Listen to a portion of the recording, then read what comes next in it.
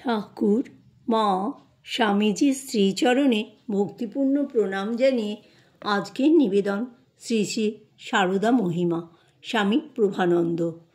মাতৃচরিত্রের আলোচনা শুনবার জন্য ভক্ত সন্তান মাত্রই ব্যগ্র। তার চিত্র দেখবার জন্য, তার লীলাগাথা ও মহিমা শুনবার জন্য, জানবার জন্য মানুষের আগ্রহ হওয়া স্বাভাবিক। এই মহীয়সী ঐতিহাসিক চরিত্রের খ্যাতি অনেক আগেই তার স্থূল শরীর থাকতে থাকতেই ব্যাপকভাবে প্রচারিত হওয়া প্রত্যাশিত ছিল। কিন্তু শ্রী সারদা দেবী ছিলেন আদরণীয় গোপ্য বস্তু। তার ঘনিষ্ঠ পরিচিত ব্যক্তিগণ, এমনকি তার কৃপাধন্য শিষ্যগণও যেন মন্ত্রগুপ্তি নিয়েছিলেন মায়ের পরিচয়, তার মহিমা গোপন রাখবার জন্য। এত সব চেষ্টা সত্ত্বেও শ্রীমা সারদা দেবীর জন্মশতবর্ষে একটি আশ্চর্য ঘটনা ঘটেছিল। আকস্মিক ও কতকটা নাটকীয়ভাবে শ্রীমা জগৎমঞ্চে সর্বসমক্ষে আবির্ভূত হয়েছিলেন যেন। তার মহিমার আকস্মিক উদ্ঘাসনে সকলের দৃষ্টি পড়েছিল তার প্রতি। সে সময় আমার মনে পড়েছিল রামপ্রসাদের গানের একটি কলি। প্রসাদ বলে কুতূহলে আশ্চর্য এ মেয়ে কোথায় ছিল। শ্রীরামকৃষ্ণের একটি উপমা অনুসরণ করে বলা চলে, থিয়েটারের পর্দা উঠতেই উৎসুক অপেক্ষমান দর্শকদের সমস্ত মনটা গিয়ে মঞ্চে নিবিষ্ট হয়। তেমনি মায়ের জন্মশতবর্ষ উপলক্ষে মা অনুগ্রহ করে তার এতদিনকার অবগুণ্ঠন কতকটা সরিয়ে নিতেই তার মুখপদ্ম যেন জনসমক্ষে উদ্ভাসিত হয়ে উঠেছিল। তার আলোকচিত্র সকল, জীবন কাহিনী মেলা, সর্বোপরি তার মাহাত্ম্য নানান ভঙ্গিতে প্রকাশিত হতে থাকল। থিয়েটারের দর্শকদের সম্মুখে যা উন্মোচিত হয় তার অধিকাংশই প্রত্যাশিত, আর এ ব্যাপারে উদ্ঘাটিত বিষয় সকল, তাদের প্রকাশভঙ্গিমা এবং জনসাধারণের উপর তার ব্যাপক প্রভাবের অধিকাংশই ছিল অপ্রত্যাশিত, ফলে কতকটা চমকপ্রদ। মনে হয়েছিল জন্মশতবৎস মহোৎসবে মায়ের মহিমাদোতক এক ঝাঁক নানা রঙের পায়রা খাঁচামুক্ত হয়ে উন্মুক্ত আকাশে উড়ে গিয়েছিল। মায়ের মাহাত্ম্য বার্তা দিক দিগন্তে ছড়িয়ে দিয়েছিল। শ্রীরামকৃষ্ণ মহিমার সমজদার ছিলেন মা সারদা, স্বামী বিবেকানন্দ, কেশবচন্দ্র সেন, বিজয়কৃষ্ণ গোস্বামী, মহেন্দ্রনাথ গুপ্ত প্রমুখ আধ্যাত্ম বিজ্ঞানে অগ্রসর ব্যক্তিগণ। তেমনি শ্রী সারদা মহিমার রসবেত্তা ছিলেন শ্রীরামকৃষ্ণ, স্বামী বিবেকানন্দ, স্বামী প্রেমানন্দ, যোগিনমা প্রমুখ ধর্মবিদগণ। কিন্তু এই দুটি ক্ষেত্রের মধ্যে পার্থক্য এই যে, উপরোক্ত সমজদার ও অন্যান্য উৎসাহী ব্যক্তিগণ শ্রীরামকৃষ্ণ মহিমার গুণগানে সোচ্চার হয়েছিলেন, কিন্তু সহজ ভাবময়ী শ্রী সারদা দেবী সম্বন্ধে তার গুণগ্রাহীগণ স্বতঃপ্রণোদিত হয়ে গোপনীয়তা অবলম্বন করেছিলেন। এর পশ্চাতে সক্রিয় কারণগুলি নিম্নলিখিত কয়েকটি মুখ্য। শ্রীমা স্বয়ং তাকে নিয়ে হাঁকডাক করার বিরোধী ছিলেন।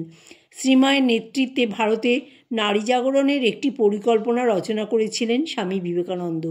সে পরিকল্পনা রূপায়ণ করতে তিনি ব্যগ্র হয়ে উঠলে স্বামী যোগানন্দ তাকে বলেন, তোমাকে অনুরোধ, মাকে লোকসমক্ষে নিয়ে এসো না। তোমার কি মনে নেই, ঠাকুর আমাদের বলেছিলেন তার সম্বন্ধে সাধারণের কাছে প্রচার করলে তার শরীর থাকবে না। ঠিক ওই একই কথা মায়ের সম্পর্কেও খাটে। স্বামীজি সানন্দে গুরুভাই যোগানন্দের অনুরোধ মেনে নিয়েছিলেন। পাছি শ্রীমা সম্বন্ধে কোনো কুচিন্তার আক্রমণ মানুষের অকল্যাণ করে, সেজন্য মা সারদা এবার রূপ ঢেকে এসেছিলেন। এই ব্যাখ্যা স্বয়ং শ্রীরামকৃষ্ণের। পাছে তার মহিমা সঠিক বুঝতে না পেরে, তাকে উপযুক্ত শ্রদ্ধা সম্মান না দেখিয়ে কেউ অকল্যাণের ভাগিদার হয়, এই আশঙ্কায় শ্রী সারদা সম্বন্ধে ঠাকুর বা তার সন্তানেরা প্রকাশ্যে কিছু বলতেন না। লাটু মহারাজের একটি উক্তি, আমি মার কথা যেখানে সেখানে বলি না, ঠাকুর ও স্বামীজির কথা বলে থাকি, সকলে বুঝবে না, উল্টো বুঝবে তাই। মূলত একই কারণে শ্রীমায়ের আলোকচিত্র তার কৃপাপ্রাপ্ত ব্যক্তিগণ ব্যতীত কেউ পেতেন না। শ্রীমা সম্বন্ধে এবং শ্রী ঠাকুরের প্রতি গিরিশ প্রমুখ ভক্তদের ব্যবহার ইত্যাদি কিছুটা জানাজানির ফলে কোনো কোনো ব্যক্তি মায়ের বাড়ির দুয়ারায় এসে হাঙ্গামা বাঁধিয়েছিল। এসব কারণে শ্রীমায়ের চারিদিকে গড়ে উঠেছিল একটি গোপনীয়তার প্রাচীর। শ্রীমা একান্তভাবে প্রচার বিমুখ ও আড়ম্বরের বিরোধী হলেও তার হৃদয়দ্বার ছিল সকলের জন্য উন্মুক্ত। কৃপা বিতরণে তার প্রায় কোনো বাছবিচার ছিল না।